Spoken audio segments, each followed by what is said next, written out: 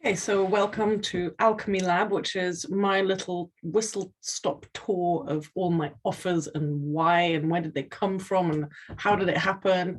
And most of it has come from personal experience, but then also working with thousands of people and getting a kind of a take on what's going on out there, what's going on with people's hearts and minds and energies, and how do we make the most of being here? And I would say if you're here with me now, you probably have some magic in you or around you, or you might have some wisdom and deep remembering about what it means to be human. Oh.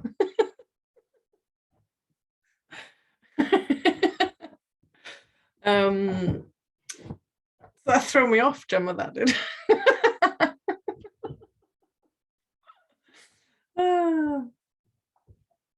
So I think it will I'll start a little bit because it wasn't always like that for me. And it's me telling a little bit of a story, and then the offers that I have will kind of emerge from that.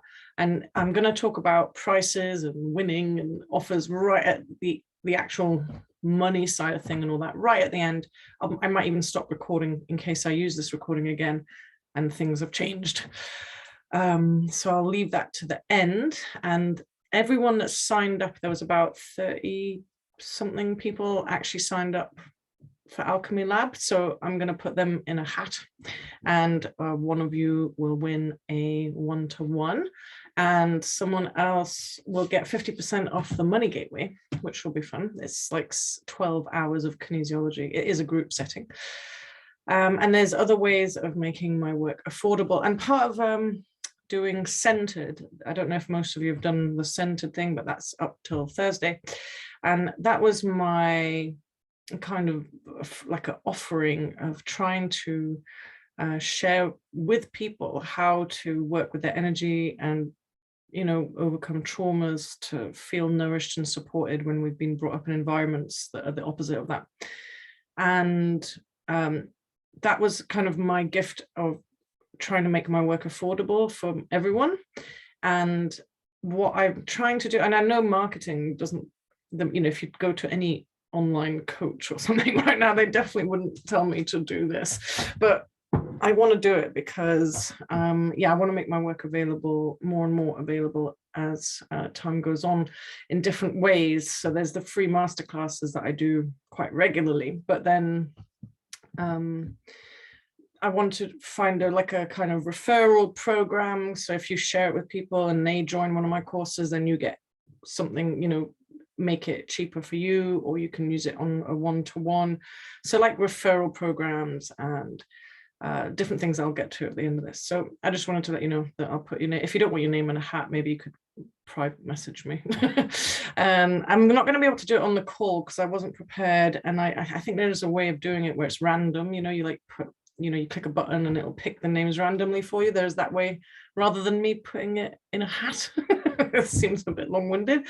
So I will announce that in an email when you get the replay.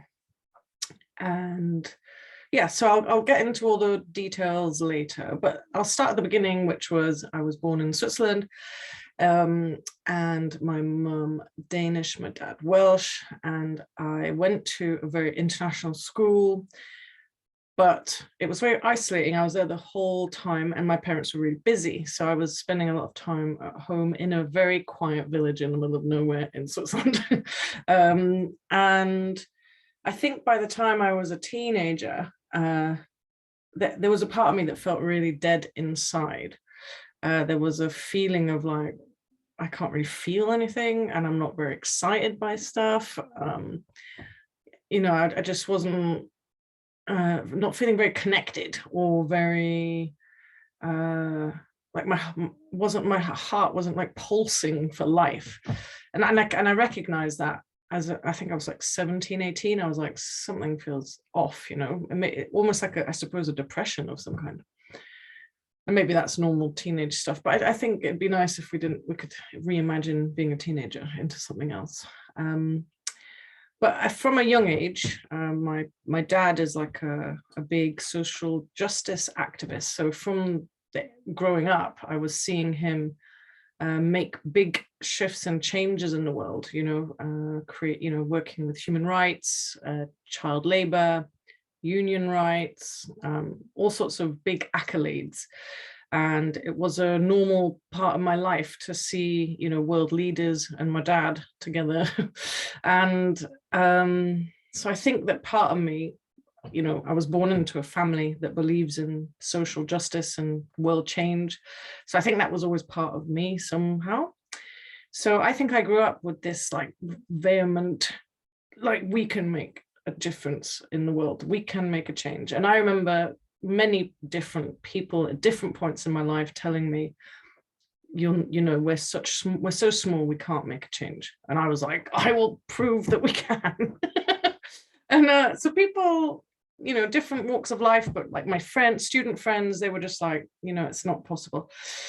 Or the change that we can try and make is so small, it doesn't really add to much. And I just didn't believe it. And so I was at university eventually, and I still, like my tutors years later told me they don't make them like you anymore. And I was sort of a bit unique in my year, in the years that I was there, because I was in the business school and I was being taught behavior in organizations and power and control, the history of management, how leadership works, and the history of the psychology behind that. So it was like really powerful, so interesting. And I was like, wow, this is amazing. And I absolutely loved it and relished it and really got into it. But I didn't go into it to be a better manager. As I was in it, I think we were supposed to be like maybe business consultants or go into organizations and know how to create change and new cultures and visions for big business, basically. But I was like, wow, I have all this information, and the last thing I want to do is exploit people more and make a business work better for the people at the top. So for me, I took it, all the information I was being taught, I was like, my eyes were opening to power and control on earth, and that something needed to be done. So I was really like, it switched me on even further and pushed me into, I suppose, the arms of the local activists and peace protesters, and, people that used to sit in trees and chain themselves to trees and try and stop airports being built and all that kind of thing. And so I spent a lot of time with all of them, and we stormed a couple of university meetings with drums and built yurts in the square and did stuff like that. And I think we did a few bigger protests, and we were spending a lot of times and meetings very, really caring about the environment and humanity and education. But it did feel like, what we were creating wasn't really having an impact on some level. And interestingly enough, I chose these activists that I was living with and partying with and that were my best friends. I chose activism as my master's to study. And I said, I'll stay and study. I was the only one that got a first in their year, the year before, like the undergraduate. And then I said, I'll stay if you let me study activism like you taught me to study business. So I unpicked the history of activism and the social dynamics that I was seeing in front of me. And I went in with rose-tinted glasses thinking, yeah, this is the way forward. This is the way to utopia and global change. And living off the land and off grid and all this stuff.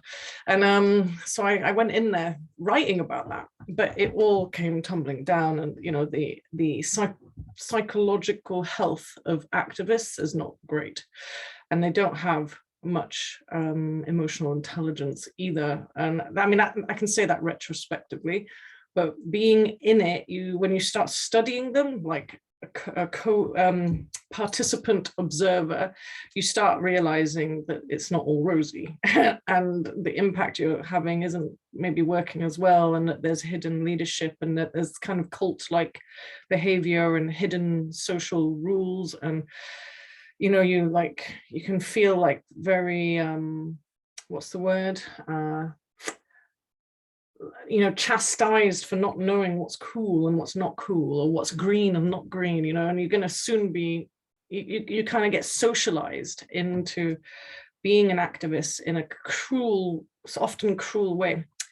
And so my conclusions of my of my masters weren't what I expected. And yeah, there was a level of disillusionment at that point already. And you realize that having placards or having little local meetings isn't going to change the big stuff, and it didn't make you happy, and it didn't mean you had healthy relationships. So I was like, and this isn't really quite in order, but after uni I was like, okay, I really want to create change, have an impact on the world. So I worked for a development education center and got big funding for projects around racism in rural areas. And it just felt like I was shuffling papers, and it was a bit disappointing on some level, because you've got so much red tape, so many boxes to tick. And I was like, it's not right. Then I ended up having to move. So someone else took over the project, and that was fine. And then moved on. And then I was working for a charity, and it was putting me on the poverty line, because they don't pay very well, not for lowly workers anyway. So I was working for Oxfam, and it was like really grueling and hard work. And I definitely didn't feel like I was creating the change that I'd always really felt like I wanted to create. And during this whole time from uni and after, there was a lot of heartbreak. There was a lot of messy situations. There was a lot of burning the candle at every end possible. Now I understand that I totally obliterated my energy field. It started off quite, noble, like, yeah, we're the change we're going to see, we're the alternative scene, we're creating the brave new world or something. And it's actually quite destructive. And I think, any substance or magical experience or mind expanding situation is good to open the door into maybe your ancient memories, or into the fabric of the universe, or into whatever it is that it opens a door to. But if you keep doing it, doesn't matter if it's bad for you or, really good for you once or twice. If you do it 100 times, it's probably not going to be very good for you. So I really felt like I dissolved. The initial impetus was to dissolve the cultural conditioning that had been imposed on me as a little Swiss girl. I even at some point before all the jobs I did my master's in a yurt in a field, and I did that out of an instinct that I needed to put myself in the deep end to learn survival skills, because I didn't trust that I had any, because I hadn't really looked after myself that well. And so it was a real challenge, and it was actually really hard, chopping my own wood, walking to university, being on parties all the time, being surrounded by not the healthiest of people. So I was like really burning it at both ends, but I was trying to break the conditioning and become something stronger. Somehow I kind of had the instinct, but I went too far. I kind of broke everything. At this point, I was like a total mess, and my life was falling apart, and I had abusive relationships, and it was just like, oh my God, what have I done? And from being like this really high achiever, successful in business, successful at uni, having this big heart for change, and feeling like I destroyed my life and destroyed my heart. And I had psoriasis head to toe, and I just felt like I'd failed. I'd really failed. And some people expressed that at that point that I'm talking about, that they weren't sure that I wasn't gonna survive, like that I might end up in the gutter somewhere. It was pretty bad and destructive, and a lot of it came from the substances, obviously, but also, I suppose, the disillusionment of not being able to create an impact and not being able to make changes. And then also seeing that trying to save the world, but having unhealthy relationships makes no sense whatsoever. Not being able to create home, it was a really pivotal moment of just like, oh shit, what have I done? And so I knew, and at the same time, this is all a bit mashed up. It's a bit hard to do a timeline when I'm trying to talk about different themes. But during the time, you know, I was really starting to realize I was very clairvoyant. I could see energy. I could see stuff on people. I could see history. Like I could see all the, I was looking down an old lane where I was living, and I could see every footprint that ever walked on that path and hoof mark.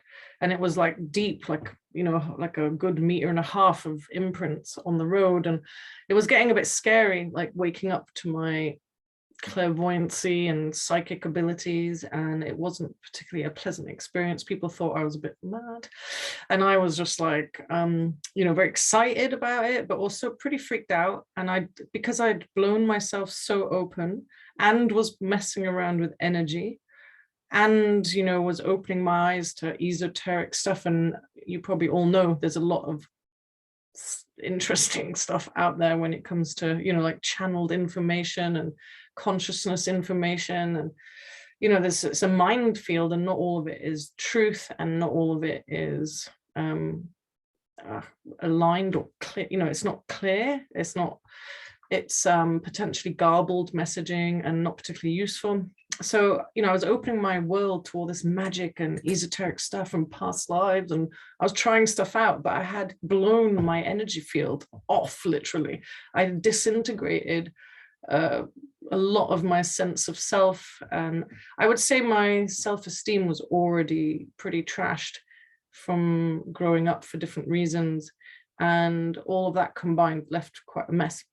But when you're playing with magic and energy, and you're like, oh, what's this, you know, but you have no protection, you leave yourself open to so much, you're leaving yourself open for all sorts of energies that aren't particularly nice. So I ended up having a lot of sleep paralysis, out of body experiences, couple of near-death experiences, and lots of energy vampirism, like entities trying to. So my story is a bit extreme, and I'm not saying that if you start opening up to your magical powers that this will happen to you, or that if you have no energy field or you've done damage to yourself that this would happen to you. But this was I see it as my spirit-led initiation into being a powerful energy healer, and also was part of my deep remembering of all the other lives where I've done this work.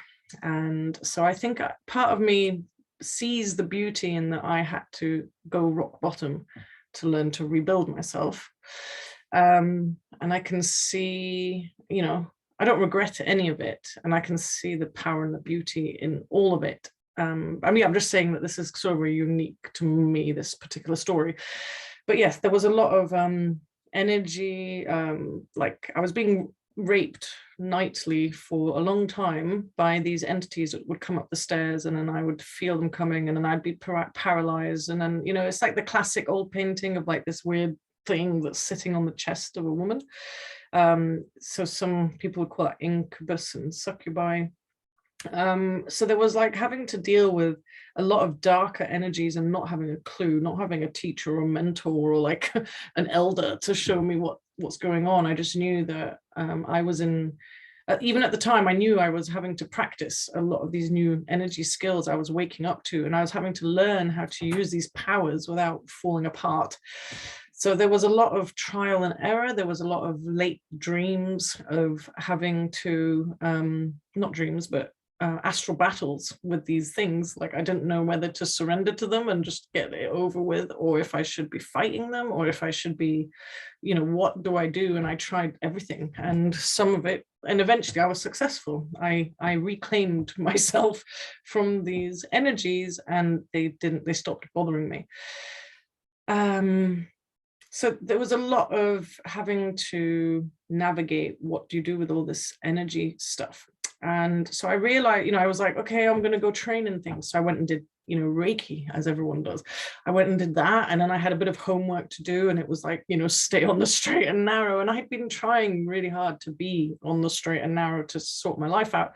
But it was really hard because I was deeply entrenched in this community, in the party scene. And even with the best of intentions, and I loved those people, but you know, they would be quite happy to drag me back from where I was trying to go.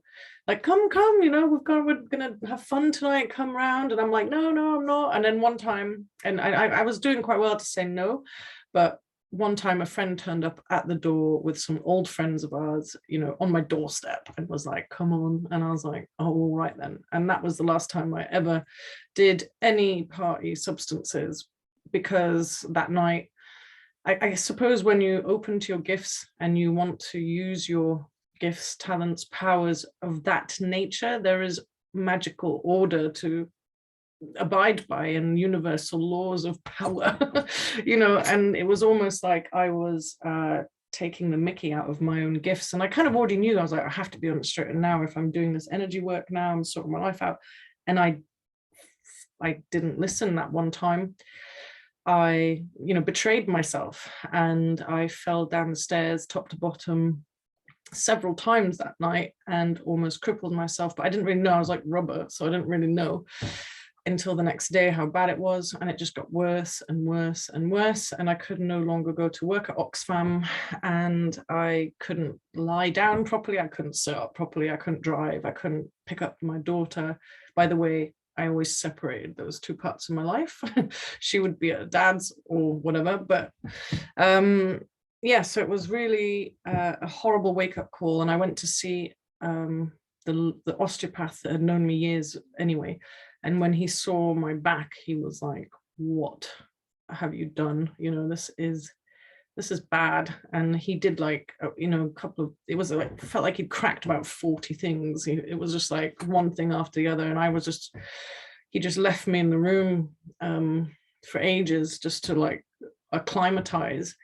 And this was a decade ago, 10 years ago. And he just said, no, he didn't say anything. He left the room. And then I heard a voice say, are you listening now? And I was like, yes. And tears streamed down my face. And I realized, you know, that was really dangerous what happened. I really shouldn't have done it. It was like a slap, you know, like the wake-up call I don't wish on anyone. And it took over 9 months to regain my back and to build again. And those 9 months that were off work, so I was paid to be off work, was my opportunity. And I took it as such to rewrite myself and to make new choices and to become proud of who I was rather than a mess. And, you know, I'd hit rock bottom not long before. And so because of the wild, unbridled, addictive personality, you know, that I had to go a bit hard on myself. And I was very disciplined and like, whoa, you know, I had a whole routine every day. And if I failed, I'd start again at the beginning. So I didn't fail. I just, every day I did the same thing I had to do. I taught myself tarot, numerology, tree of life, Reiki stuff, chakra stuff. I just taught myself all these things each day, learning a new thing. And it got quite trippy as well, learning all that stuff, because every card you pick or number you pick for the day starts to represent it. So I kind of gave myself a crash course in esoteric stuff, but through practice, not just reading about it and like, oh, it was like learning it properly. So I called that my life review period. And I am going to do an event at some point, maybe next year, I don't know when, where I'm going to take people through life reviews. I did 3 in 21 days in a row. So I kept going, I kept bringing up, basically a life review is an understanding, and it's up to you if you believe it or not, but that if you were to die, that you would have a kind of moment of life review about the life you've just had and what you're going to learn next, and how did you do, and what do you know, what were the big lessons, and what were the things you wish you hadn't done, and what you're going to have to learn more about, or some kind of life review. And there is no malice or anger or judgment. It's not a judgment. It's just a kind of recap, but one where I wanted to be proud of what I was doing, and I wanted to not have to keep learning these things again. So I did myself a life review, which was every single day bringing up stuff that I wasn't proud of, that I was upset about, that had hurt me, that I'd hurt others, all the things, just every day, bringing up all the guilt, the shame, the resentment, the you know, anything I felt that I'd done that didn't feel good. I was bringing up, and I was doing the work on it. I was, whether it was crying or journaling or forgiving or letting go, and if it didn't go away, I would keep coming back to it. And that's why I kept having to go through. There was loads of stuff. And so that was a huge, big first step, this life review, learning all those skills. And then a lot of the centered thing I just offered has parts of what came up with that and some of the tools I used to help me. But we're going to go deeper into that when I bring life review out. And then I knew that there was stuff that wasn't quite right, that wasn't quite healed. There was some powerful anger at an ex that I couldn't shift. There was still horrible thoughts in my head all the time. And there was, I can't remember the other thing. There was a bunch of stuff that seemed stuck, or like I wasn't quite able to overcome. Oh yeah, having no energy field. So basically it felt like I was popping open all the time and then overwhelmed and anxious, or I could hear everyone's stuff. And if I did practice on friends, like some Reiki or energy things or whatever, I would go home feeling all their stuff, and I was like, well, that's not right. And it's not even like, oh, I'm protected, it was something else. It was like I was just porous, and it didn't feel safe somehow. And so I heard about this aura transformation, and I knew instantly I was going to do that. So I'm not going to talk too much into aura transformation, because I'm doing a proper talk about that soon with my colleague Johanna Sari, I'm the instructor in the UK. She's the instructor in Finland. So we're going to talk about kind of reactivate aura transformation. But just briefly, it was a 4-hour treatment that draws your spirit energy, your higher self, and any kind of fragmented pieces of you back into the body, into the here and now. It dissolves the old aura, which is full of like ancestral, karmic, historical, collective noise and rubbish and entities and blah. Dissolves that, and it kind of brings you into a new platform. Well, the platform of consciousness that our crystal and indigo children, the latest children, are in, is kind of moving you from lower dimensions to the higher dimensions. So there's a lot less noise, and it's a lot quieter, and it's just a lot more peaceful, and there's less stuff around you. So it's like a real big upgrade to your aura structure. It brings your energy field from what we call the old aura to the crystal aura. And so that was like a huge thing for me. I'd already started my work, but this was a really big deal, and made a big difference. Like overnight, I have a video on YouTube called Minutes, Hours, Days, Months after my aura transformation, going through all the changes that I went through. I have a playlist just dedicated to aura transformation. My website, which I hardly use, which was very out of date, is all aura transformation information. If you're interested, there's a PDF to read, as well a free PDF booklet to read if you're interested in having it.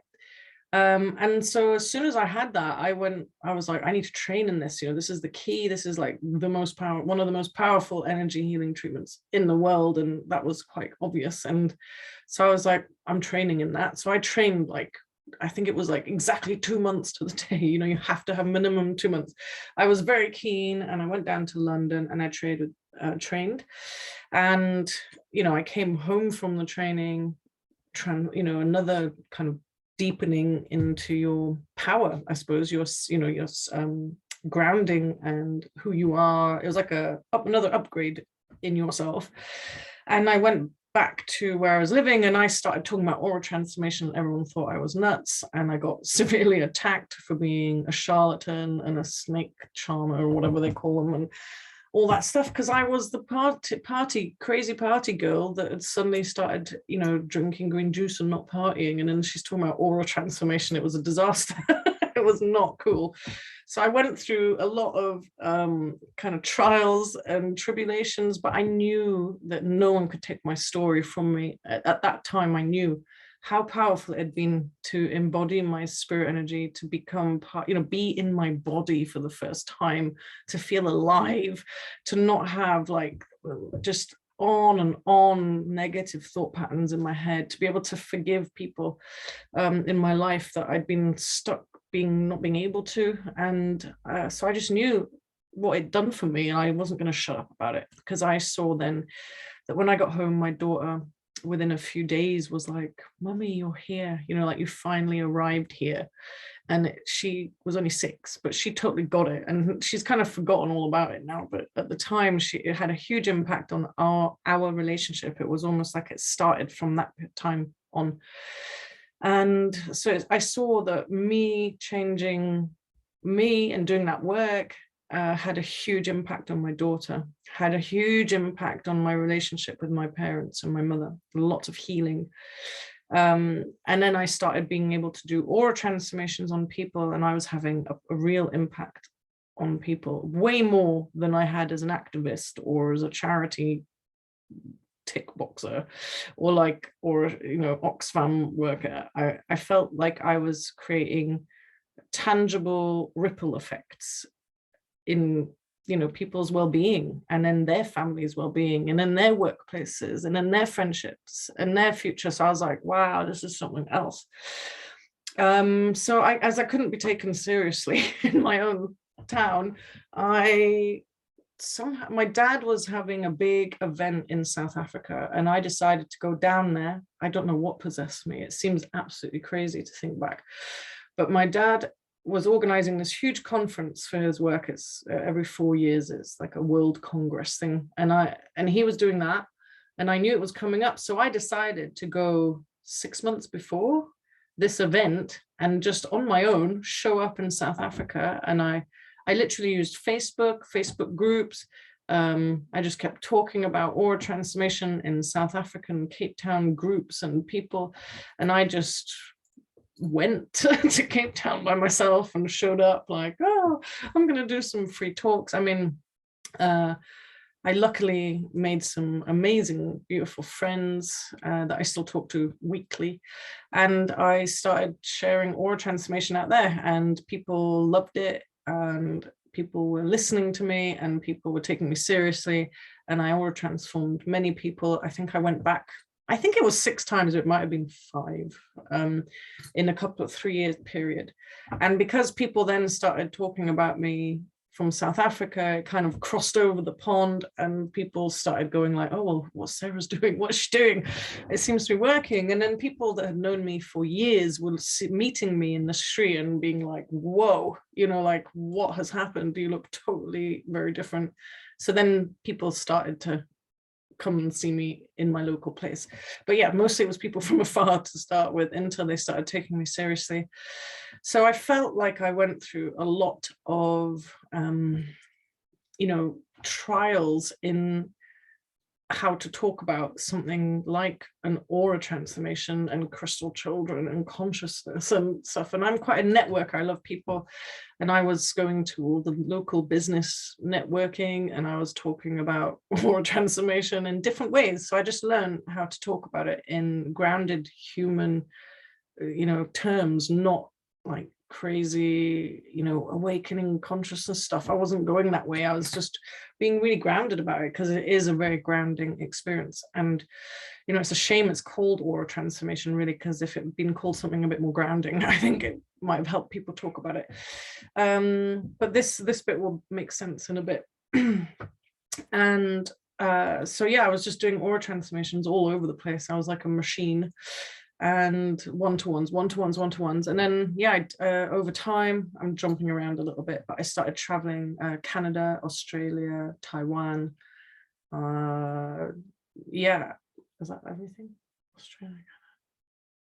Yeah, well, I was going to these places or transforming, lots of people, with the aim of going back to then train people as an aura mediator. So yeah, in the meantime, before the travel, I became an instructor, and that was a big deal, because I think people kept saying, why are you not training as an instructor? You're clearly always good at this, and you're talking about it all the time. And it wasn't so much a thing that you could do at the time. You couldn't be like, oh, I'm going to train as an instructor. It was more you would be chosen from your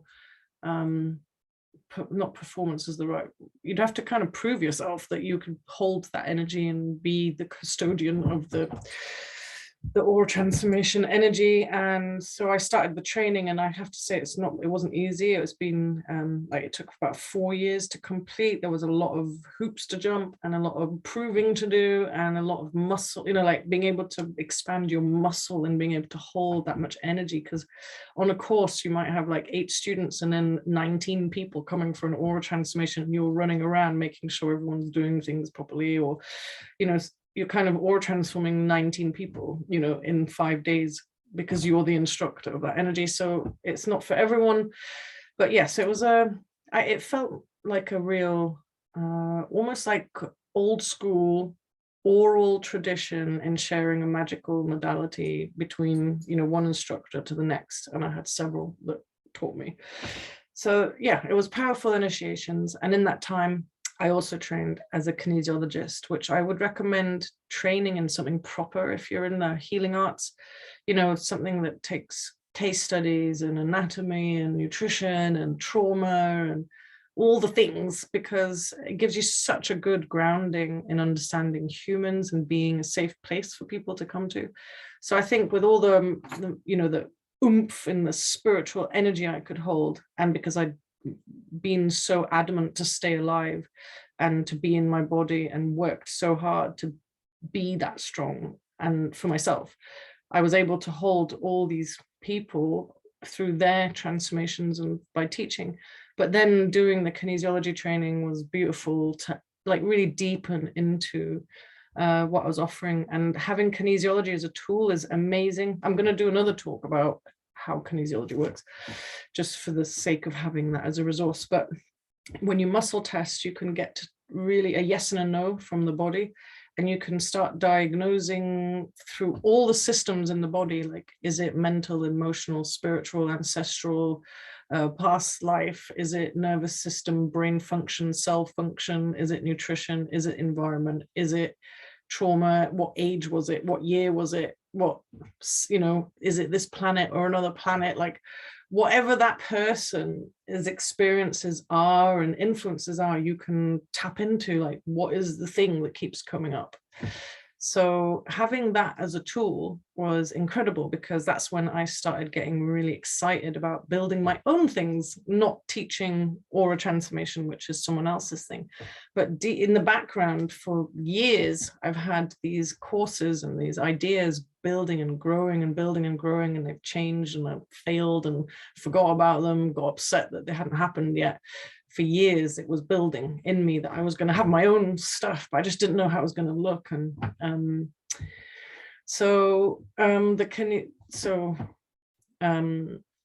the pandemic actually meant that all this momentum I had for teaching aura transformation all over the world was ended. Travel ended, and then I was homebound, and it was in a way the perfect opportunity and pressure for me to pop out all my own courses, which had been building and percolating in the background. But if I rewind just a tiny bit, as I was traveling around and I was a kinesiologist, as a kinesiologist, I was able to work online way before the pandemic. I had clients from all my travels online, one-to-one kinesiology sessions, because aura transformation and the courses are all in person.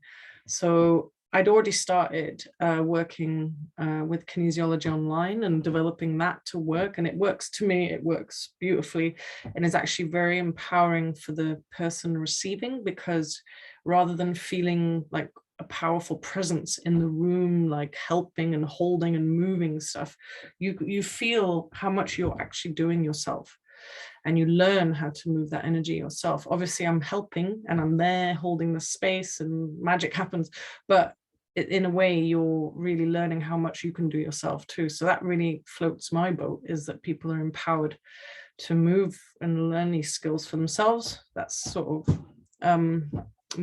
that's what I like to share. And so through my one-to-one work with people, and before the pandemic happened, I'd probably racked up, I'd say, over 10,000 hours in one-to-one healing work, and sat with people and their stuff, kind of like more than full time, I think, for years, because it was my passion. And I was, you know, my system was built for it.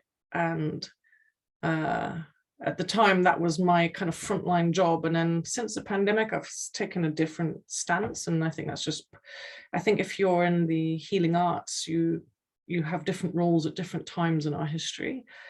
That's another thing. And so through these hours and hours of one-to-one work, I could see, you see themes coming up and you see things that happen again and again.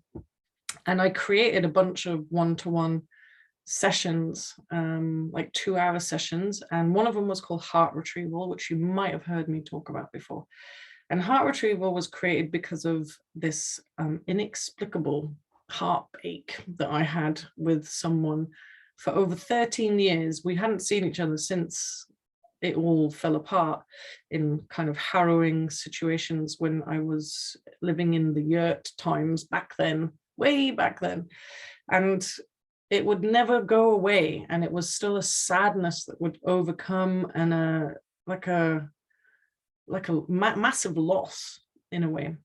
And when I moved to Exeter, he wasn't that far away, and he reached out to me and we met up to talk. And both of us had experienced the same inexplicable loss or tears or longing, but not to be together, but whatever that was. And because I hadn't talked to him, I didn't know if it was what it was, if it was real, if I, you know, was just making it up or like just being sentimental or something. So by meeting this person, I was able to understand, my body and my system was able to understand that it was happening to both of us. And that was interesting. And after meeting him, I went home and basically performed the first ever heart retrieval, which was, I didn't realize that was what I was doing, but I was able to start pulling in the energy world, pulling my heart threads back from this person. And it was very painful, but also very beautiful. And I could feel it was almost like all the love I'd given this person, all the puppy love that I'd lost, the kind of fairy tale love that I'd lost there, started coming back. And then all the toxic and difficult relationships I'd had since that person, I could see that it was almost like I'd only been able to give of myself like a tiny bit, because so much of it was tied up with this first love situation. So it almost made sense that I wasn't really able to give all that much, or that it was a mess. And I started, drawing my heart threads back from all these different, and mostly this person, and then the other ones that come after.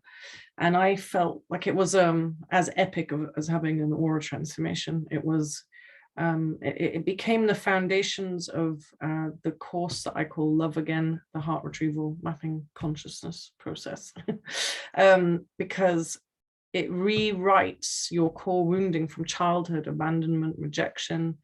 And a lot of people feel like the core wounding they suffered as a child is something you wear and bear for the rest of your life. And it's very hard to shift and change and rewrite that. And I found that heart retrieval and that Love Again program is a real massive step in reclaiming your core sense of self and your ability to hold your flame of consciousness, your heart, your own love in your body enough, and hold it there enough so that you can not keep perpetuating the behavioral codependencies and patterns and relating patterns that you create with people because of your core wounding in childhood. But there are these unicorn situations like this particular guy, which go beyond your core wounding and creating a destructive situation. There are those, sometimes people have these rare sort of maybe past life or karmic or something, just like a locking in with someone. And I do it in percentages because it's kinesiology, so you can. And his was like, I think it was like 68% of my heart threads were attached to his heart threads. And then lots of little bits of my heart threads were attached to the story with others, the story being the trauma and separation, the codependency, whatever. And that would often link back to the original codependency. So you could start relating with the kinesiology and the heart retrieval kind of theme, relate, and core wounding, relate, like, why do I always behave in these certain ways? Why do these relationships always keep happening? Why do I always feel in certain ways? And so that became like a huge piece of like my work, was to share, to offer, or heart retrievals. And I've done hundreds of them, and it's been an incredible journey in watching people feel whole again, feel home and love in the body, to not feel like toxic longing and nostalgia for things that are long gone or inexplicable. And you can get a lot of answers as well, but it really does help you go into your early patterning as well.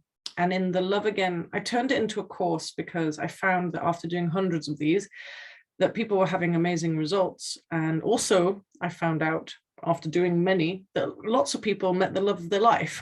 So I didn't want to claim that as a thing until people told me. And I did a thread once, like, oh, I heard from someone that they've met someone because of their feeling, you know, like after their heart retrieval. And then about 8 other people, couples, put their pictures underneath, like, we did too. So that was really a nice kind of offshoot, but that wasn't the point. I wasn't going to be like, you know, come and meet your partner. You know, I'm not one of those people that's going to say you're going to have 6 figures, meet your best partner, you know, all that kind of results language. I really just want people to feel okay in their body, and most of us don't, and I certainly didn't, and that is a big deal, I think. And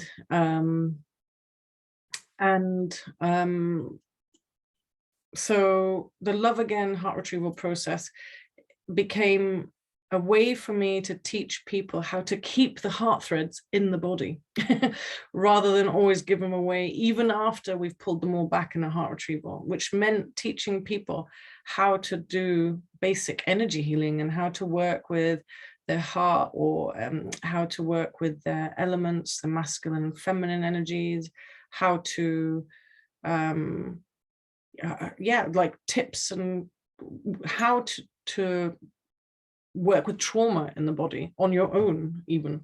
So the Love Again heart retrieval process kind of comes with a lot of content where I'm teaching stuff, and then guided meditations to use what I've taught so that you can use it on yourself, and you can listen to the audio again and again and go on the journey. And then we do a 4-hour, but in 2 sessions, heart retrieval as a group, and it's really beautiful. And the results are, it's like not, I guess you can't call it as tangible as you like. It's not that tangible in that you just feel so much more grounded in your body, and able to love yourself, and maybe even have hope for love in the world and in the future, and to not be kind of stuck in the old patterns forever and ever and ever.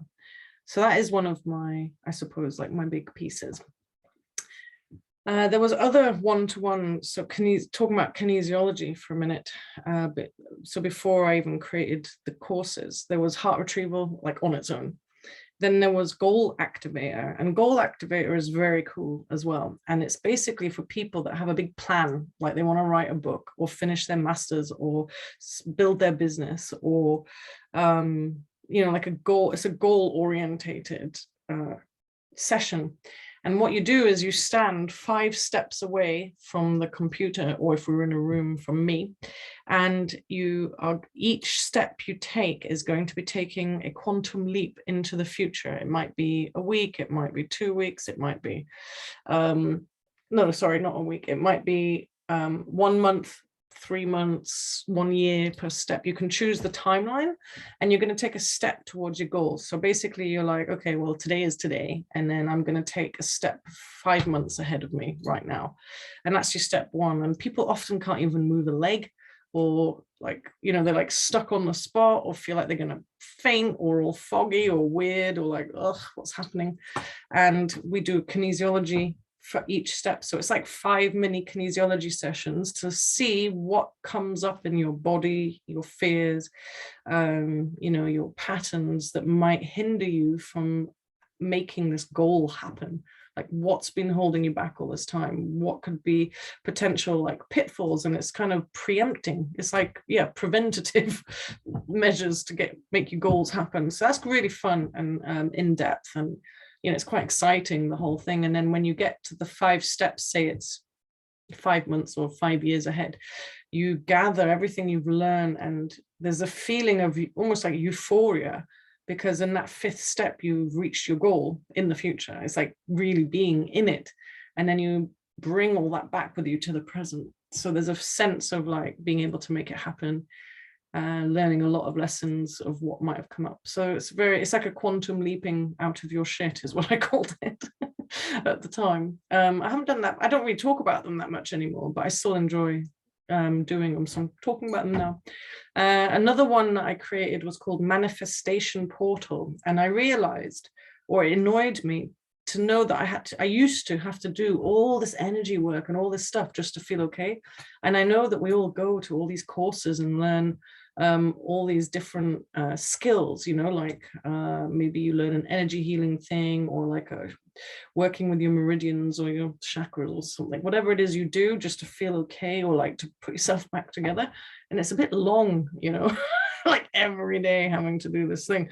So what I did was create, I did it for myself first, but I took everything that I'd ever worked with, from dragons to elements to everything I could think of that I'd ever worked with, sorting energy.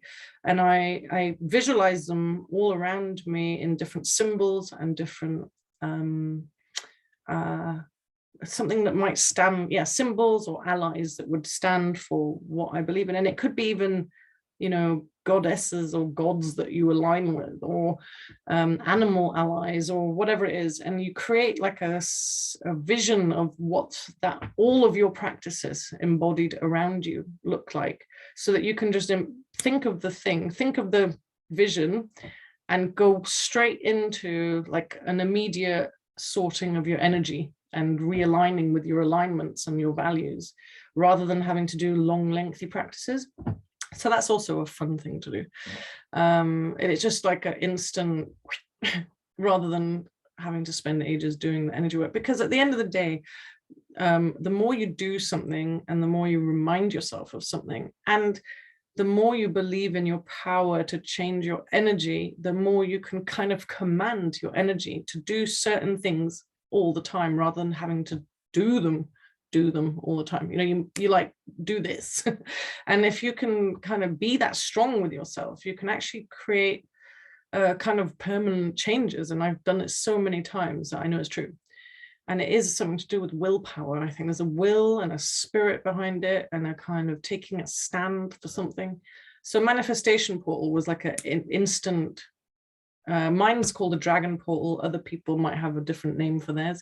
I called it Manifestation Portal just because you can put in the things you're aligning with, the things you want to create, your goals, as well as your allies and things that hold you in place. So that was Manifestation Portal. Then there's like lots of, I mean, these are, when someone comes to me for one-to-one kinesiology, it really depends on what you're bringing, you know, but this is just some of the things that I've created over time. There's another one called Business Kinesiology, which literally is you bring your business, like your ideal clients, your prices, the titles you use, the name you use, the training you've done, the courses, the layout of the courses, like the dates that you're going to run them, the marketing plan, the leaflets, whatever you have, you bring it all, and we muscle test through all of it and check that it's in alignment, that it's the right thing, that it's taking you to where you want to get to. And then there might be, we find maybe that there's visibility or money issues, or fear or something, you know, or there's like ancestors going, don't do it, or you know, something like that, and we'll work with that. So business kinesiology is like a business checkup of everything that's going on in your business. And if it's, you know, I do it often for myself, like right now, is this offer that I'm offering visible to the world, because otherwise, if it's not, people scroll past it because you're not in the right place, or you don't want it to be seen, or whatever. So we can kind of make sure that it's all in place. Then there's a few others like emotional recalibration, ancestral clear up, and power retrieval, and magical retrieval. And all of those are, you know, like working with your bloodline ancestry and your past life ancestry, and working with you opening up to more and more of your remembering and your powers. And it's just like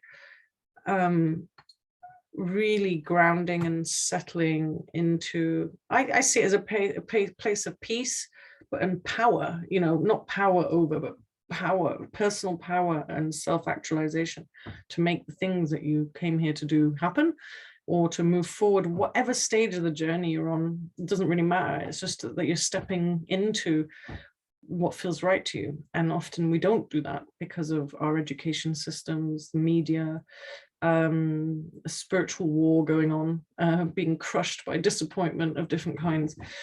So yeah, so there's lots of different one-to-one type sessions, but we can pretty much make up anything that is going on for you. Yeah, and it's kinesiology means we can go straight to the bullseye on all the things. So by doing all of these sessions with people over a long period of time, I started seeing patterns and themes and things that interested me. And I was like, whoa, there's so much here. And I was like, I keep talking about the same thing over and over and over again. And it feels like this is a thing that I could work with groups. So then I started wanting to work, you know, create courses. But because of aura transformation, well, the traveling all over the place, teaching and doing the usual things, the courses never came out because there wasn't any room, and I wasn't making room for it. So when the pandemic happened, it was like, right, let's go. And I think within, you know, I moved into I taught the last aura mediator course in London about 10 days before the pandemic started, like March something. And then 4 days later, moved to Scotland in this new house, which was a shell. And then by May, I'd put out Visibility Gateway 1. And then now the next one would be number 7. And I think over 90 people or 86, I haven't actually added it up, but it's like approximately 90 people have done the Visibility Gateway in the last 2 years. And I have to say that it's been like mind-blowing feedback. Like you couldn't ask for better feedback, and people have said it's the best course they've ever been on. Phenomenal, genius, all this amazing stuff, that it works, and you know, it gets recommended all the time. And the Visibility Gateway came out of my own experiences so I'd been doing world travel and public talks everywhere, hundreds of talks, the same talk again and again. And I was just like, oh my God, I'm going to die if I have to do this talk again. And I can't talk about aura transformation anymore. I'd been kind of obsessed, and I was just like, I'm done. And I knew that making a couple of videos about the talk, you know, making the talk into a video would make everything easier for me. And I just couldn't do it. Even though I was so done with talking about aura transformation, I kept having to kind of do talks just to keep going. But I just knew I had to do these videos. And every time I went to do a video, talk about doing a video, think about doing a video, I literally would kind of melt in a heap of like, no, like, no way. And like, I can't, and like, it's impossible. And it just was just awful. And I was like, this is crazy. Like, I can talk in front of a room full of people like this and I'm fine. This is weird. So I started exploring what that was, and a lot of visibility stuff, and a lot of you know, about being visible with energy work is a trip in itself, you know, like the witch wound stuff, you know, like fear of persecution. There was a bit of that. There was stuff about how people see me. There was stuff about being attacked for what I do, which had happened with the aura transformation. You know, there was lots of layers to it. Body shaming. There was like layers and layers, and some of it I can't even remember. It was a bit, sometimes it's very weird and inexplicable childhood experiences of different kinds from school or siblings or whatever, or, you know, from not being seen and heard and valued for being really yourself. So and then I had clients coming with the same stuff, so I was like, interesting. So what I started doing was I had coaching, I had kinesiology, and I did a few challenges, and then that got me going. And I did a challenge where I had to be like 100 videos or something, and I started doing loads of them until life happened and I gave up on the doing 100, but it got me going. And it was all kind of over and done with once that had passed. I was like, you know, like, I can do it now. It's not a problem. I can just jump on video, be myself. It's fine. And then, yeah, Visibility Gateway was created from those experiences and working with clients on that stuff. And what it is it's my big one. It's my big course that really is, and people said, please call it an intensive, because it's pretty intense in that it has content videos, which over the 6, well, it's 8 weeks in all, but the content is only for 6 weeks, I think. And it really gets you to really get clear on who you want to work with, who you don't want to work with, how you want to build your marketing strategies, what works for you, what forms of expression nourish you, what kind of work do you want to offer, but most importantly, learn to communicate about what you're doing in a way that people understand, not talk in some sort of weird, disconnected, esoteric, woo-woo weirdness, you know, like make it really matter to people,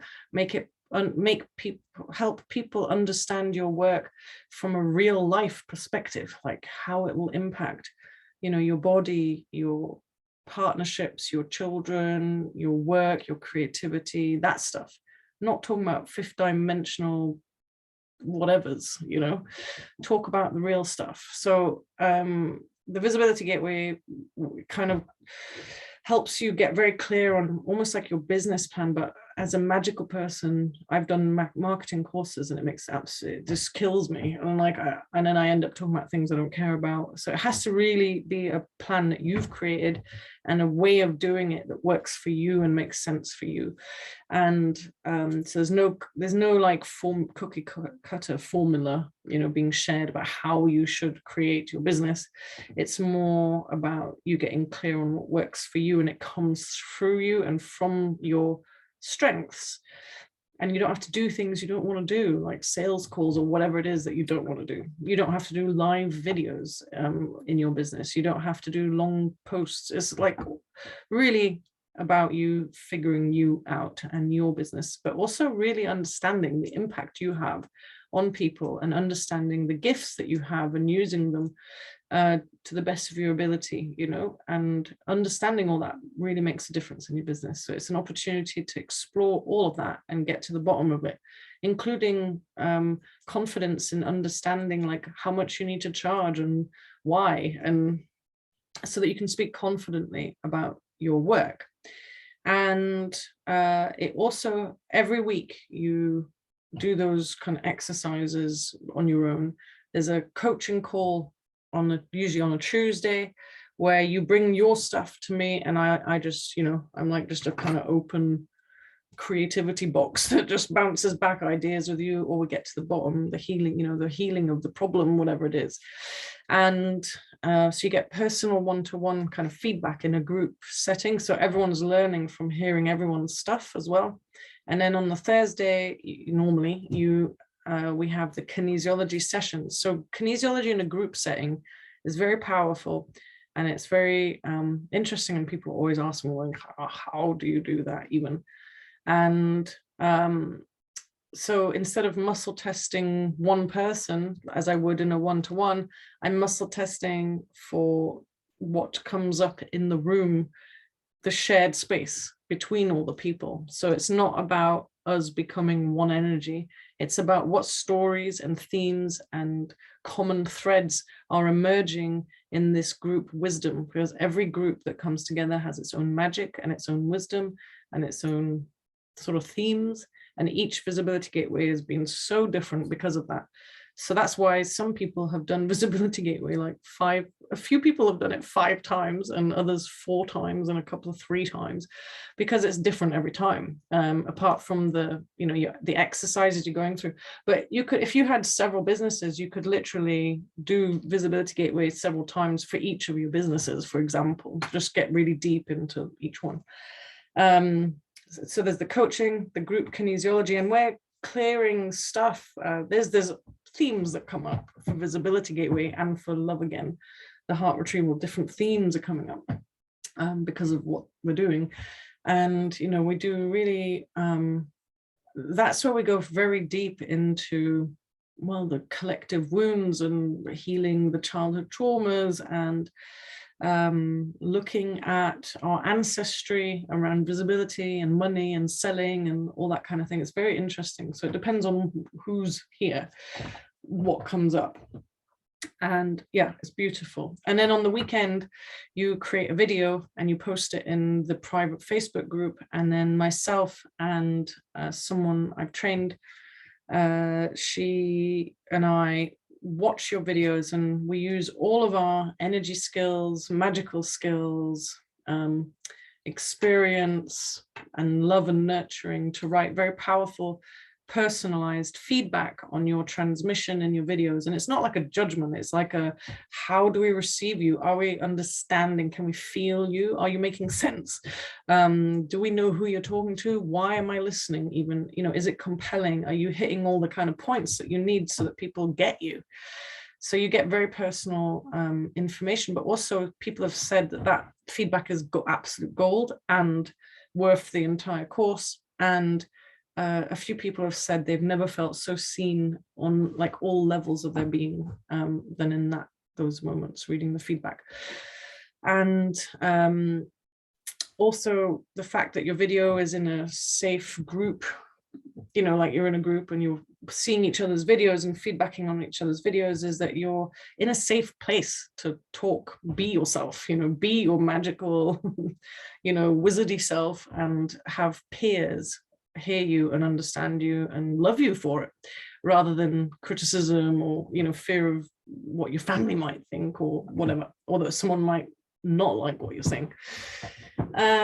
So it has an element of challenge, an element of healing, and an element of coaching and business, and then bigger themes around the healing arts and visibility. And so it's like a full-on thing, and people look very different, like sparkling and coming into themselves and aligning with their missions, and allowing themselves to be visible with the healing arts. Because what happens when you have like I'm going to put my flyers out, but please don't book anything, or people having like major, people not seeming to hear them, or not having clients come, or whatever they do, it's not really working. So then the Visibility Gateway is getting to the deeper layers of why your marketing is not working, because it's often nothing to do with your strategy or the words you use. It's to do with the energy that you have behind what you're doing. And working in the healing arts after thousands of years of oppression of the healing arts can be quite scary or uncomfortable. So yeah, that's the Visibility Gateway. And after doing 2, I think it was, I realized that the money story was a big deal, and we just didn't have enough time to keep going into the money story when we're trying to do visibility and all the other stuff too. So I created Money Gateway, and both Visibility Gateway and Money Gateway are gateways, because it's a stepping out of an old identity through the gateway into an identity which is more you and more aligned with your goals, or like being more yourself or expressed. And Money Gateway is kind of like a sister, like offshoot to Visibility Gateway, except that it's only kinesiology. It's like a deep dive in 6 weeks of weekly kinesiology. There's no content or exercises or anything major like that. It's just doing the rewriting of the money beliefs and the looking into the themes of deserving, receiving, ancestry around money stories in the family line. And it's a lot of it has got to do with expanding your wealth frequency, which is your capacity to hold energy, power, money, wealth, love, your gifts, talents. If you have a narrow capacity, a small holding, it's almost like if you had more than the holding amount, you would throw it away, lose it, spend it, chuck out. But if you can expand your capacity to hold more wealth, which would also include probably more clients, which probably means more of your grounding, your power, your ability to hold energy is all expanding. So expanding money doesn't just mean money and wealth, it's actually a lot bigger. So we're expanding your capacity to hold more wealth, which actually comes with a lot of other stuff. And then we also look at, ability to sell and to take action in your business, because people almost like the money story could be blocking you from taking action. Like if having money means you're not spiritual, or having money is bad, or having money is whatever. And then you can start doing all sorts of you're kind of putting the brakes on all the time when you're trying to run your business, because you don't want to be bad, or you don't want to, for example, some people have stories around money in the body, like in beliefs that money, if you have money, then you are not marriable or something, like maybe there's some old stories in your ancestry that you can't be a woman and have money and then be married, or it could be that if you have money and you're successful, then you'd be a bad parent. So your body's like, okay, well, we don't want to be a bad parent, so let's just not earn money. It can be very different for everyone, but I'm just giving some examples. So Money Gateway I had to create because we just couldn't do it, or we couldn't go deep enough in the money bit. And then I created something. I've only run it once just because of the timing, but people have asked me to do it again, but it comes after Visibility Gateway. I run Devoted Action, and Devoted Action was also kind of built out of necessity and people wanting it, that after all the intensity and like the wow of the Visibility Gateway and like having this plan and like knowing what you're going to do and wanting to do it, and then sort of like nothing after the Visibility Gateway. The Devoted Action was just weekly calls spread out over the summertime with some breaks in between, to like accountability calls, like to really kind of keep you motivated, aligned, having like like myself as your sort of mentor, going through like what's the blocks are, what's happening, what's the next step. So it's just, yeah, it's like coaching calls with some kinesiology and magic and tips thrown in to help you make your, build the muscle that I would call of consistent, devoted action, like a prayer to your business, to your mission, that you kind of build this consistency in making things happen, but also like I can't remember what the other word was I'm going to say. I got distracted. That was one very long sentence, about an hour long sentence. What devoted action, accountability, making devoted things happen. Well, I think you get the idea. We did lots of cool stuff. We did 10 calls, and whatever was in the room, again, I respond to what's in the room. We did things like we did one workshop on procrastination and the energetics of procrastination, and we did all sorts depending on who's in the room and what the needs are. So that was devoted action. And then I created Love Again, the heart retrieval process, and that's run. Money Gateway's run 4 times, so it'll be the 5th. Love Again is also run 4 times, and then it'll be the 5th. And Love Again is, like I've already said, is the content and like learning all these big themes around the heart and core wounding, codependency, looking at discernment in creating relationships, and doing the heart retrieval, untangling from the past. So we do that with the content, the guided journeys, then also a weekly coaching call, and then weekly kinesiology. And I've actually spread it out, so it was only 1 call a week. So I've done several different ones. I've done a 5-month one, which I found was way too long. and kind of felt floppy somehow. Like it wasn't like this. I like the intensives actually more than anything, because it feels like people can't let go into old habits and forget what they're doing throughout the week. That it's like, so you just keep you're holding on to this new energy and this new thing you're learning, and you're doing it, and then we're transforming something, and you're stepping into the new way of being that we're trying to create. And you can't kind of let go and forget about it. A bit like how I started my life review thing. It was like every day I've got this thing I'm doing, and it kept a momentum and a building towards this dream, rather than I'll do it an hour a week and then I'll do it again next week. And it doesn't really create the big shifts, I think. So I like the intensives, but the last Love Again that I ran, we did it over 10 weeks. So it was like alternate coaching one week and kinesiology the next. And we did it like that. And then I did one more course called Transmute Distortion, which is for practitioners that know what they're doing.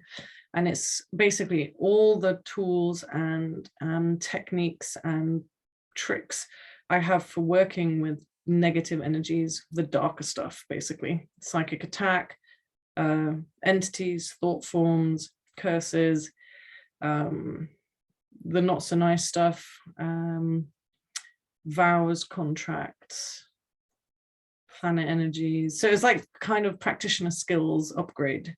So it's called Transmute Distortion, and you can actually buy it on its own. And it's 5 workshops that talk about all the stuff and the themes, and then 5 guided journeys that mirror the workshops, so that you can put into practice, and you can like run through the guided journey, which I call them guided journeys and not meditations, because it's about you actually doing stuff. It's not just like, I'm going to lie here and meditate. It's like okay, try this, try moving that, grab this, do this, see what happens. Remember that thing, bring a memory up and try and work with it, rather than it just sitting there stuck, looping, old stories looping. It's like, how do you work with all these pieces? And all my courses have an element of teaching you how to do this for yourself. That's the whole point of a course, is not just to me teach you and then I walk off. It's like, here are the skills to do it yourself, so that you can keep doing it yourself. So those are the courses I created in the last 2 years. And I mean, literally, I'm like on this, what's the word? Kind of on a mission to get out all this stuff from thousands of hours of working with people and learning all these skills and opening up to all this magical skill and being able to put it into something. Like, I guess some people would write a book, but I'm writing courses to try and get it all out there, so that I can pass it on and not always repeat myself in one-to-ones, for example. So in the last year, I've been under like a huge magical attack, and that happens, I think it's happened to a lot of people in the light worker, energy healers, wisdom keepers, that kind of crew. I think the whole of humanity's been under some kind of weird attack for the last couple of years. So I've been working on I've still been running my courses and successful in that, but I took a big step back from my one-to-ones. So it was almost like I kind of graduated myself from one-to-ones to group work. But I am reintroducing something I'm quite excited about. It's the first time I actually talk about it properly in public, and it's called Genius Squared. And Genius Squared is for the lineage holders and for people that are building a magical business or spiritual business, or they're trying to grow a school, or they run a mystery school, or something that holds people through initiations, the visionaries, the entrepreneurs that are making stuff happen. And it's basically them having their own in-house kinesiologist, seer, clairvoyant person that can do all this sort of stuff alongside them building their thing, so that they can check in. It's not that I'm a strategist, but I am on some level, but it's not about me choosing strategies for them or being a business coach for them. It's them going like, okay, well, I've got this that I'm thinking of implementing, and like what's needed, or it's going deeper into the business, seeing it as a container and seeing the entry points and the exit points that their students or participants might go through in these containers. And are all the initiations in place? Are the right people, and are they ready? Are they coming through? Is it visible or not? Is it invisible in the right ways so that it doesn't catch the wrong attention or magical attacks? It's about that person grounding into their leadership and having the right energies in place. And it's also like mentoring for when things don't work out and situations that arises. So for me, that's something I've been dreaming about for a long time. And so I feel that that's like a very natural progression for me. And I have worked with people in this way, and I've worked with people that hold very ancient wisdom and lineages of certain, schools and beliefs, mythologies, and we've done very interesting stuff, like negotiated with the past lineage holders that are no longer here. I've had conversations with, me kind of holding space, and there's a negotiation of contracts and vows going thousands of years back to when they were written originally to keep the school or the lineage safe. And a lot of my remembering is very ancient. I remember like primordial goo of earth times, and dragons, and I remember when birds were very big, and that kind of time.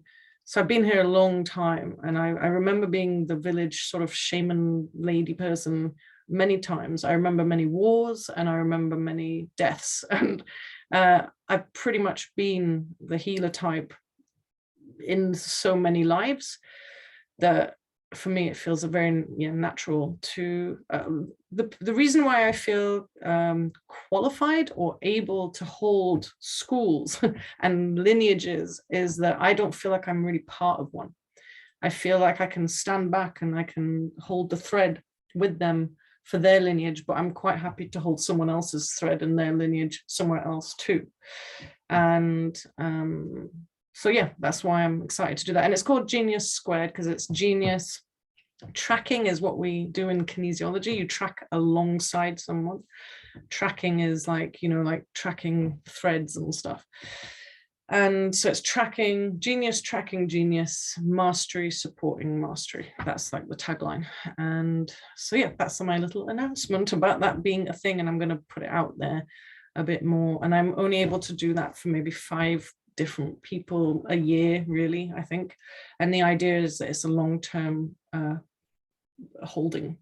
And it's not the same as it. I do hold my one-to-one clients, like if we start a program, like a one-to-one, like 6 sessions or 12 sessions, whatever, there is a holding like of what your big goals are and what you want to create. And this, like I would in the goal activator session, I'm holding your dream with you. I'm dreaming with you. And then when our session and time ends, the dreaming becomes yours only. And it's I deeply love my clients. And this, though, Genius Squared, is a different kind of holding because it's holding a lineage, a container that is becoming manifest in the world. So there's like a different commitment, I think, in the holding of that alongside someone. And I personally have a kinesiologist. She's actually my kinesiology teacher. And I've been working with her on me, like I have kinesiology almost weekly, with sometimes like a 10-week break and then weekly again, and then another break. And then sometimes I've done kinesiology 10 days in a row just to go really deep into something gritty. And a lot of my this stuff I've come up with has been from me exploring using kinesiology and really going into the layers of the psyche, the layers of the multi-layered reality, dimensions and planets and civilizations, the future, and looking at the powerful energies and awakenings that are happening on planet Earth. And it's come from a lot of self-exploration and being held by a mentor and being held by someone I trust, and being able to like fall into the holding of that. And that's what I'm wanting to offer people in a new way. And I think that's all my things. Is there any more? there is a little something else I do. And that's, I have a, what's it called? A Facebook group that is dedicated to understanding our financial systems and money and trading and Bitcoin and crypto and all that stuff. So I've actually been building that on the side for about a year and a bit. And I have like, I think over 300 something people in the group. I have a growing team. It turns out my granddad used to do this. I didn't know. I kept it a secret from my mum for ages. And when I told her like, oh, I do this thing, don't freak out. She was like, oh my God, your granddad, you know, built his wealth that way. So I have like solutions beyond energy and consciousness and business planning. And, you know, there are other solutions that are practical. And I've got a lot of information, and my Facebook group is laid out like a course actually, and it's free, and you get to learn all about all the things and create a passive income. So what I've done is I have some things I'm going to share with you. I probably will record it actually, and then I can cut it up later. So what I was going to explain was, so I was trying to find a simple way, not complicated way, of kind of making it easier for people to work with me. And if they wanted to, if they were money strapped, say people couldn't afford to do my work, that there were ways for them to work for the work in a way. So like a referral fee, I guess. And I wanted to kind of keep it all simple. So pretty much everything is about 10% off everything, kind of. I tried to just choose a number, like a number that works. And I'm just going to have to try it out for a few months and see how it works for people, and then come back to it and see if it's worked out for them and for myself. Because I used to have a referral thing that if you referred to a program, you'd get a half price one-to-one with me. But that's only works with Visibility Gateway, not the other things. So what I've done is so, well, I don't know. Do you guys want to hear my prices? Are you interested in that? I don't even know. I just, maybe people write to me and I can give them all the prices. It just seems like a lot of numbers to rattle out.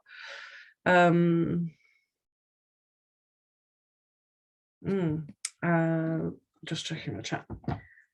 Okay, so basically. Sarah, if I may, do you have a list of what you do? Like, I know you said them now briefly, but I haven't really managed to contain everything. But if I could do something, you have a website, I assume. It's my prices are nowhere. My website is like, basically all my marketing is magical. It's like, I have a website building forever in the background, and it's going to be amazing when it's done and all like slick, but it's not now. And basically everything I do is through my Facebook page and through alignment, I guess. And that's not like advice, but yes, I could email everyone the prices, everything. But the basic thing is that if you were to join any of my courses, you would, if you shared it with people and they signed up because of you, like you shared it and went, look, I'm doing this thing and it's really cool, blah, blah, blah, you get 10% off the original price. So if you had a second person, it would be 10% off the original price again, you know, not keep going down, because that doesn't make sense.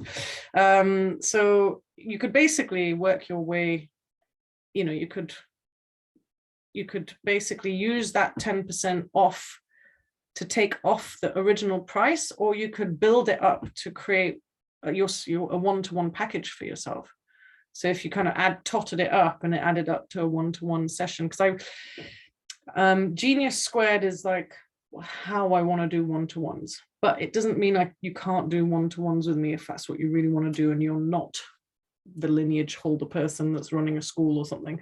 You can still do one-to-ones with me, but they're kind of minimum 2 hours. It's my one-off sessions. There's a price for that. And then you can work towards building up your referral fees to have one of them. And also I have created, just because I don't want to make it impossible to work with me, is that there is a package deal of a series of one-to-ones with me if you really want to do that. I'm just going to keep it very limited. I don't want to be overrun with one-to-ones, but I don't mind doing the one-off, like huge, magical, wonderful heart retrieval or goal activator or one of those things. And then for some people, maybe a few more sessions and we can work it out. But that isn't my main focus. My group stuff is where I'm most excited, because if you think about it, if there are 10, 8, 10 or 12 people in a room together, shifting a collective thing or ancient thing, it's like the power of 10 people moving that, not just me and you. So it's like kind of got a deeper effect. And yes, I am still doing aura transformations. I haven't done them for a couple of years because of the pandemic, and I moved somewhere new during a pandemic. So I am kind of reactivating now, really, to do aura transformations again. And the next aura mediator course hopefully will be in November, and somewhere in the UK, and maybe up here in Edinburgh, because it's so lovely and that's where I live. And but you need to have an aura transformation long before you train. Yes. So, and again, the same with the heart retrieval stuff. It's great to do a one-to-one heart retrieval, but I would recommend Love Again, the heart retrieval program, because for double the price, you're getting, so a heart retrieval on its own is 2 hours, just one-to-one. But then if you do Love Again, the heart retrieval process, you have the 4-hour heart retrieval, total 12 hours of kinesiology, total of 12 hours of group coaching, plus the guided meditations, plus the content videos. So it's like almost a no-brainer to do the courses, because you get so much more. Doing 12 hours of kinesiology with me costs the same as Visibility Gateway, for example, which would be 12 hours of kinesiology, 12 hours of coaching, plus all the marketing stuff, plus the feedback on your videos. It's a no-brainer to do my group stuff, really. That's the whole point, is that I'd rather people do that. Because then I'm teaching like how to do it, not just me do it with you once. That's the point, I think. And then I was trying to figure out how to do this as well, was if you're going to do more than one thing from today onwards, if you're going to do more than one thing, say Visibility Gateway, Money Gateway, Devoted Action, as an example, I would give you 10% off all of that as a start. Plus then you can do, refer people, and that's another 10% off. And there is another little thing that I offer with Money Gateway, is $555, but you can, if you sign up with the passive income thing from today onwards, if you sign up with the lower packages, but if a lower package, you'd get 100 off. If you went for the bigger packages, you'd get 200 off Money Gateway. And so you can basically like keep doing these things that help you and reducing your amount to pay for my courses. So I hope that sounds good to people or helpful in some capacity. Certainly if you're, what you can share with your friends or your networks. And then that helps me, because I get infinitely frustrated that, not that I want to be more visible, but that I'm not impacting more people. It's like really like a inside of me of like, I could be helping so many more people. I have the capacity and the energy to do so, but partly because my body has its own wisdom. And if I really don't want to do something, I listen, and I haven't set up a Facebook group. If I'd done that 10 years ago, God knows how big that would be right now. I haven't got a working website, and I don't want one just now. And, there's like all these things I've not done. And so maybe that contributes to me not being like, bigger in my impact. But I think that this is a nice way. And often the Visibility Gateway and other courses are full of people whose friends did it last time. So it's almost like keeping it in the family, and it's trusted people, and people are, it's almost like a different way of doing business, I guess. Yeah. So I think this would be nice as well. Like people can get cheaper work with me, make it affordable. And then I also have another thing I want to share, and people don't know this. And my friend was like, you should tell people that you do this. And I was like, I don't do it because I want people to know I do it. But almost every course I've done, I've opened it up at the last minute to the people that couldn't afford it in an affordable way, and we discuss it and figure it out like a sliding scale. I don't really advertise that because obviously I know that people will be like, I want to go on the lower end when I know it's valued way more. But if there's really a struggle and you really can't and you really want to and you know you're ready and whatever, I am very willing to have conversations around sliding scales and payment plans and that kind of thing. So I really want my work to be remunerated and valued because I create results. And, you know, most online courses are a bunch of videos and you buy the videos and then no one holds your hand and no one's really there to help you implement it. And then it just sits in your inbox and you don't finish it. I know I've done that.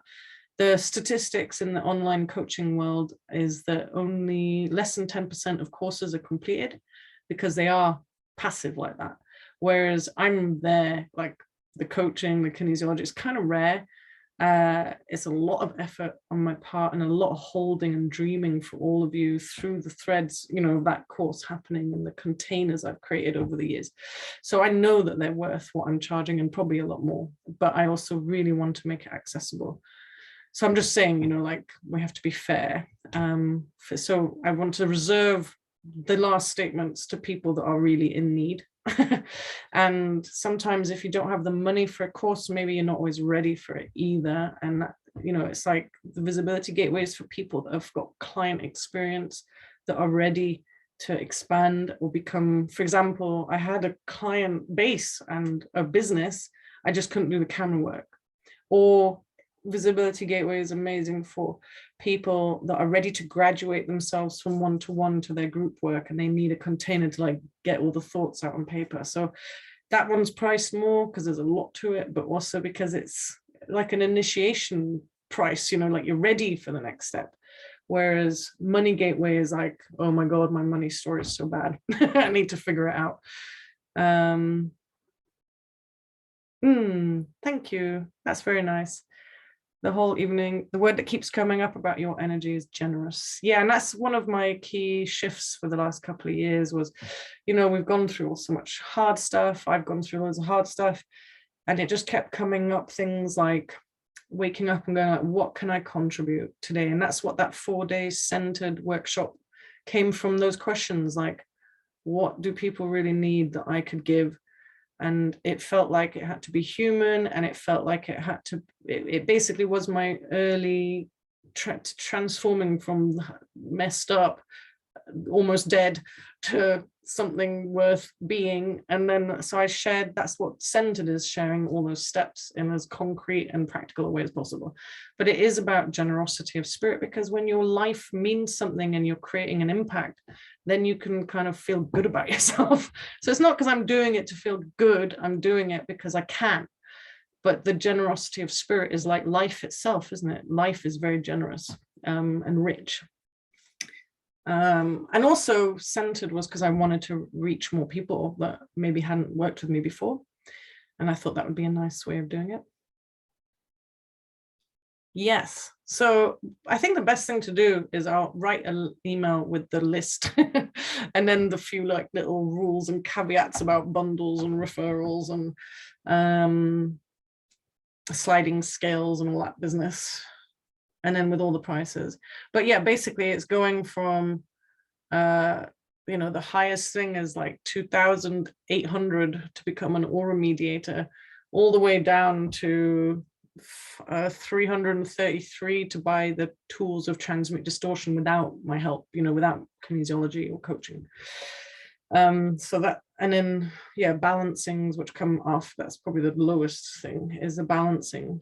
Oh, and my one-off one-to-one. So there's like a sliding scale from 200 something all the way up to 2,800. So it's just like there's a big scale of stuff, and for different levels of holding and being, you know, there.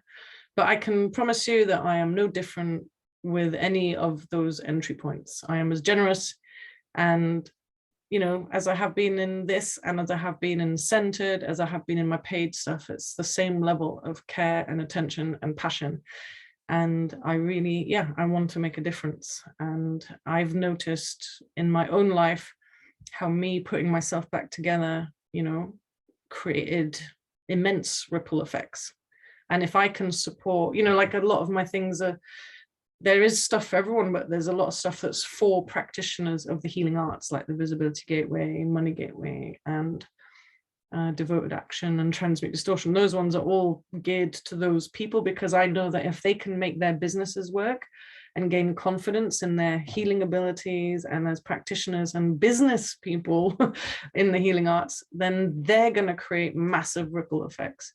So then my energy feels like really well spent supporting people that are supporting people. And so it moves on like that. I'm going to stop recording there, and I'll send out an email of prices to people. And I'm just going to stop the recording. So if you have questions.